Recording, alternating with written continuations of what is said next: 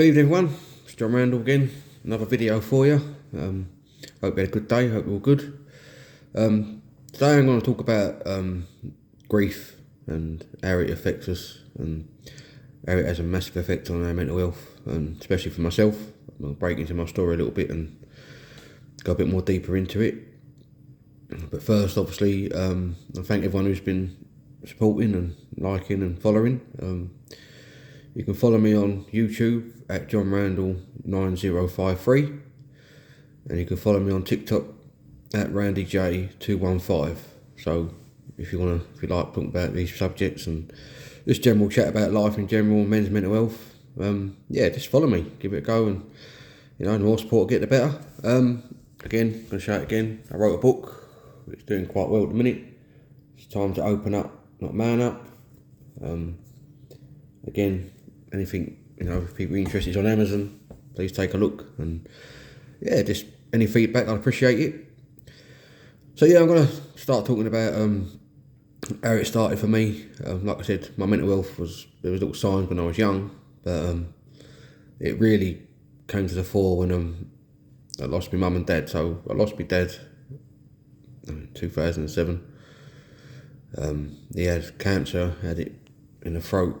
He had a right old year of battling it. It was quite horrible, and it's very hard to talk about still now.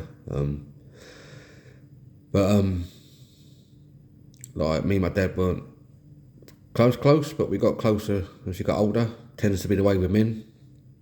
When we had our kids, like my sisters had their kids, and I had my boy, and all the grandkids come along. Dad kind of changed, sort of dad that we wanted to see, Now, forgive me with this one, because I will get a little bit emotional, because it's very hard.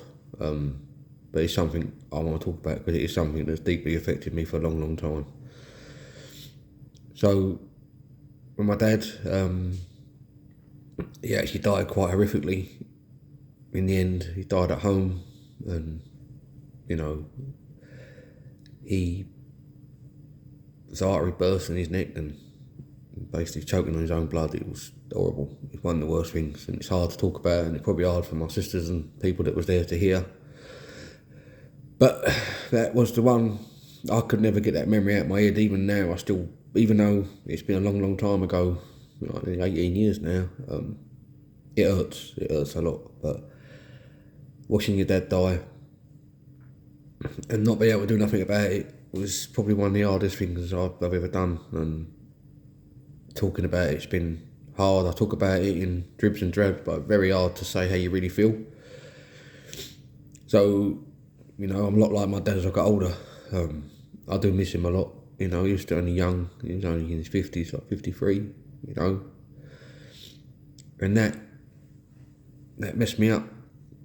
Like that day turned into a bloody nightmare, and all my sisters, everyone was trying to do what they could do, and it was hard. It was very hard. It's, only like me and my sisters. And my mum, if she was here, would know.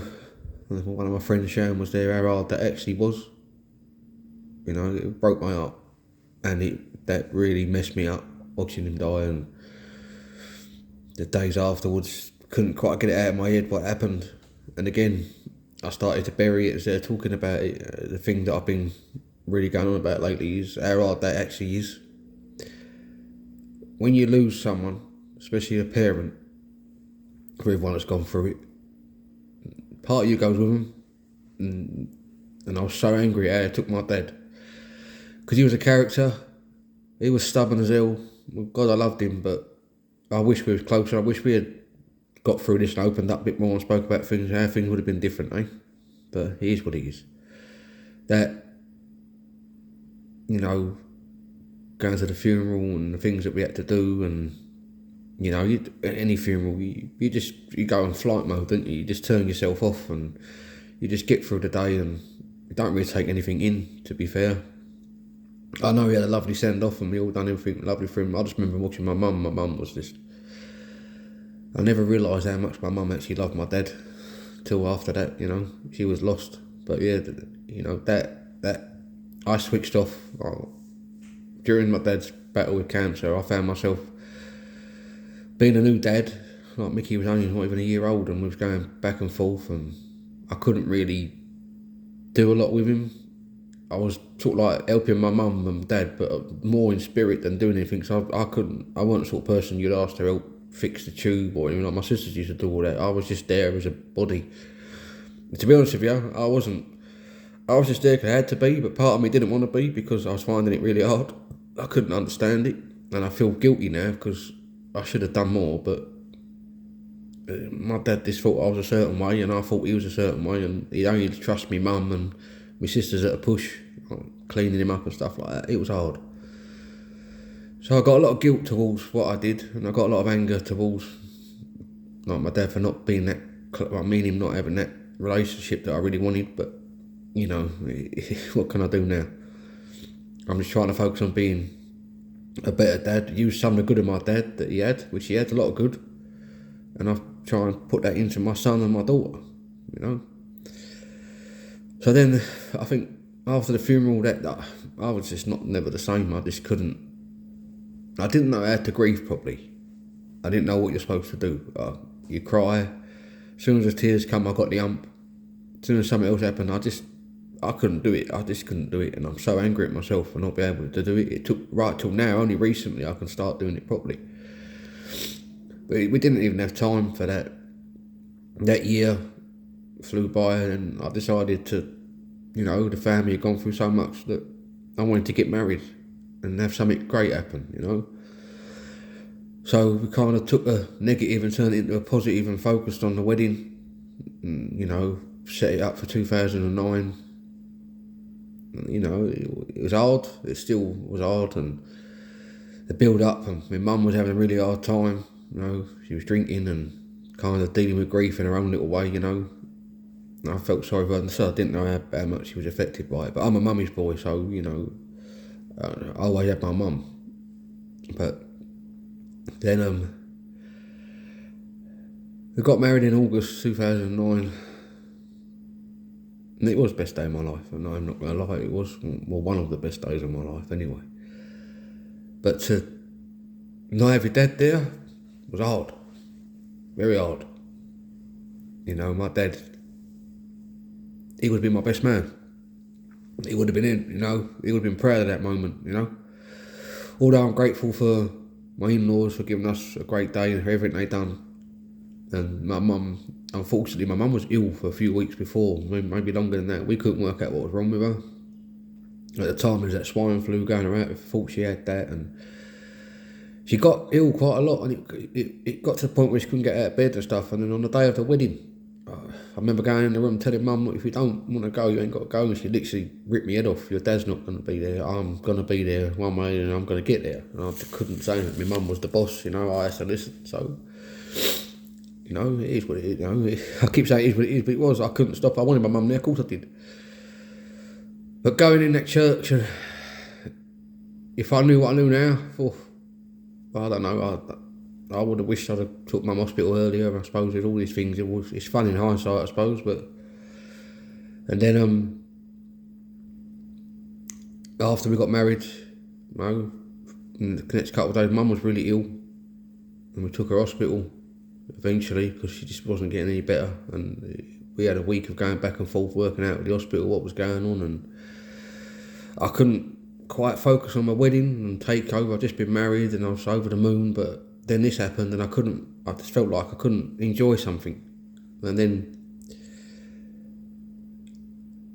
got told the worst thing ever in the hospital. After waiting and going back and forth, they told us Mum's got cancer, nothing they can do for her. It's in the muscles, it's everywhere. I ran out of that room so quick I wanted to punch the shit out of someone because I was so angry. Because I felt like my wedding was my mum's last stand, and it fucking hurt. It hurt like a bastard. Again, I ran away from crying, I ran away from responsibility because I was angry, so angry.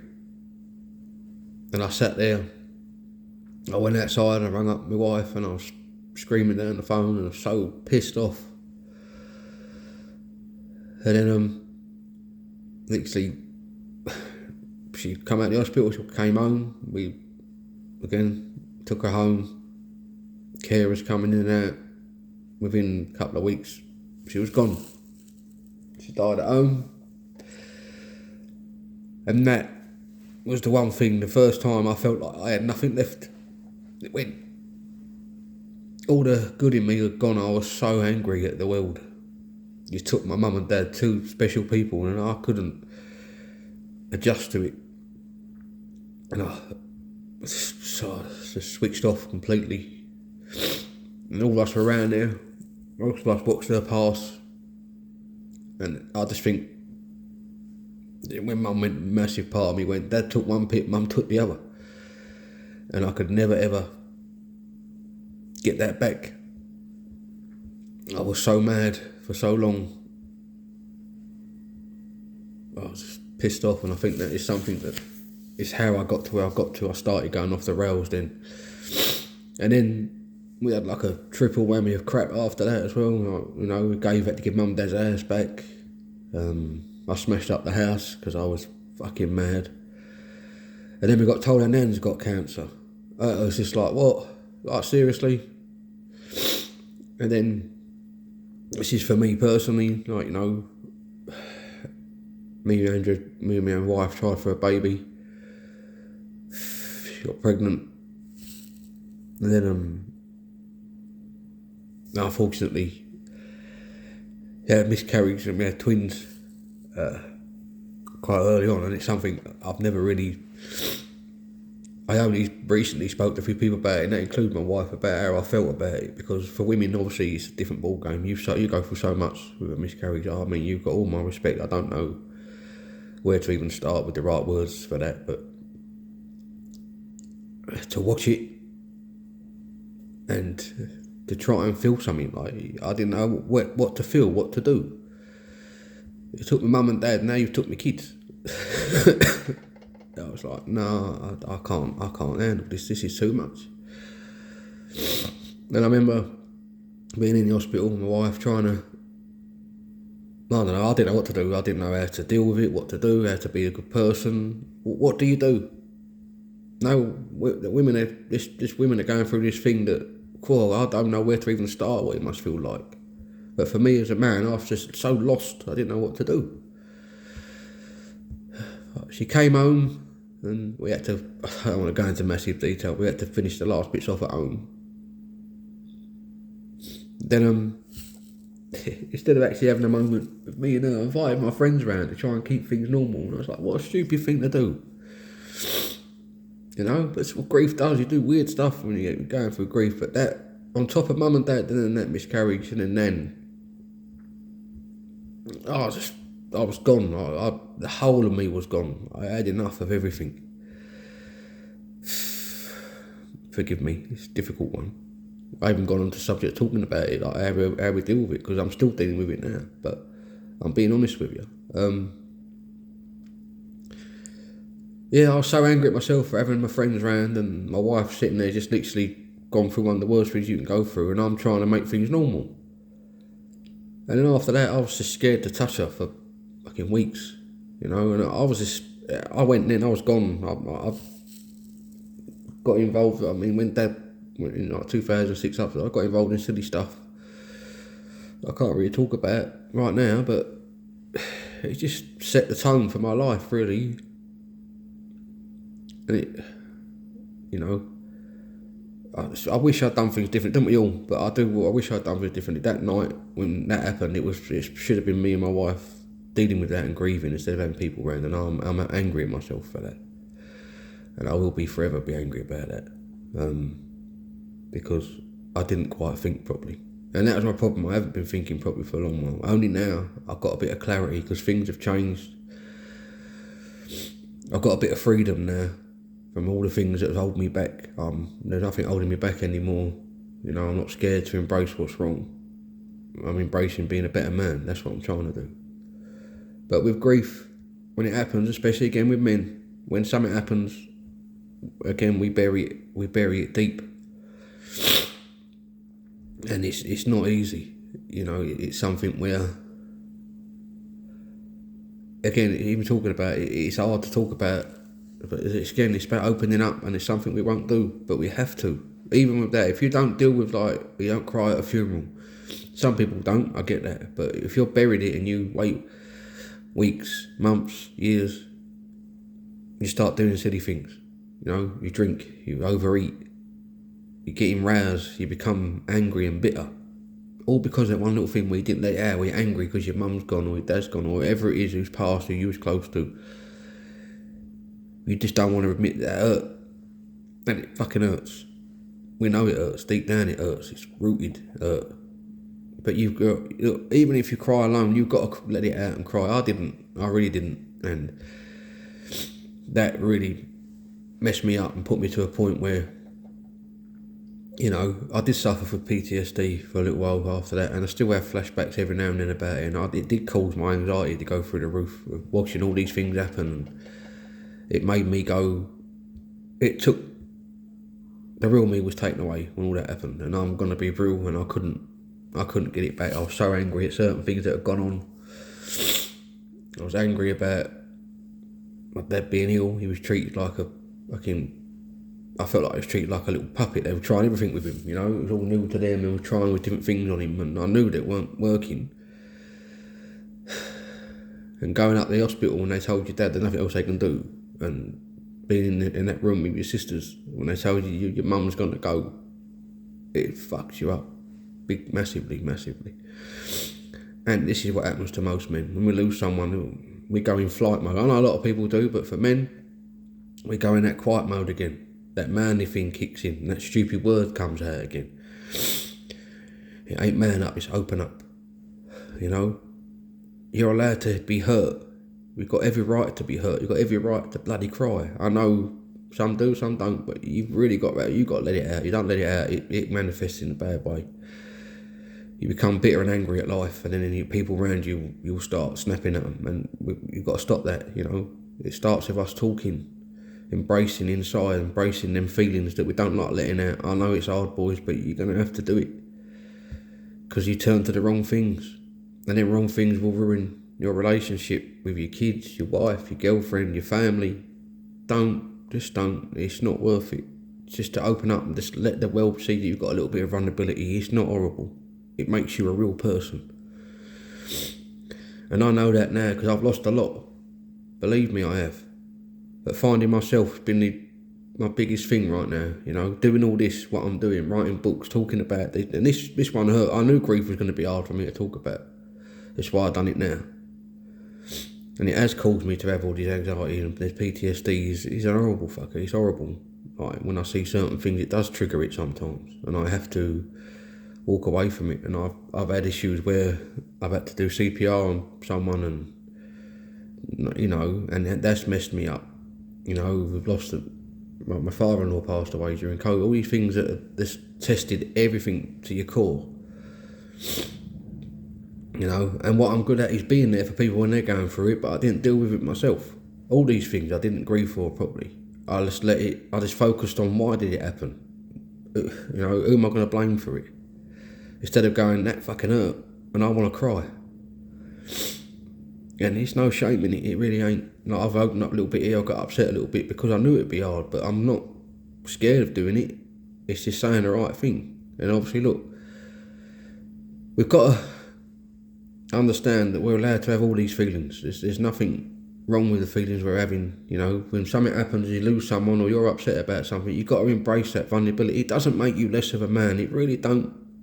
Again, it's the things we've gone through with the masculinity and the stigma and the shame and all that. You've got to stop. You've got to be able to open up, you know, and just say how you feel. And again, find that right person. Or if you want to cry and you feel like you've got to do it on your own, then do that, but let it out. Have a cry. Fucking let it out. Because it bloody hurts. Losing your parents or someone you love so much, it hurts. You know, going through a miscarriage, it is more for a woman. It's hard for a woman. And I said to you, they've got all my respect. That must be one of the hardest things to go through. For a men, we don't know what to do. We're just lost in a sea full of shit, trying to swim but keep fucking drowning because we don't know how to fucking get out of it. I don't know what to do. I can't help the one person who needs me. I couldn't do nothing. I couldn't do anything. Just sit back and watch and pretend that, oh, okay, well, what do I do? You talk to your partner. Cry together. Deal with it together. No, don't let it get, like, don't lose sight of what it is. You're allowed to grieve and feel pain. You know, there's no shame in it. Right, so look, I've gone through grief. It's been hard. It's quite emotional for me to talk this one, to be honest with you. But I needed it. But again, look, tomorrow, I might not leave tomorrow. I might do another one on Friday, and we'll embrace the next one, next chapter of the book. But look, like and subscribe to the video. You know, I appreciate all the support. Let's get it all out there. We'll start talking more.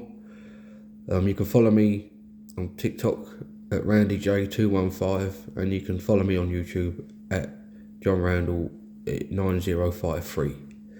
And there's the book again. I'll show you it again. Yeah, it's time to open up, man up. Alright. Thank you for listening. It's been an emotional one. I'm a bit drained from doing that one, but I needed to do that. And for anyone out there going through all these things, there's people there you can talk to. You know, don't hide and bury it. You're allowed to be upset. Embrace your vulnerability and let it out a little bit. Please, just start with that. If you find it hard to talk to someone, find someone who makes you feel comfortable. Talk to a mental health professional. There are numbers you can use. You know, there's so many things you can do to talk to someone, but just try and open up, you know. It's time to open up, not man up. Okay, people? Have a lovely evening and take care of yourself, and I'll speak to you soon. All right, bye.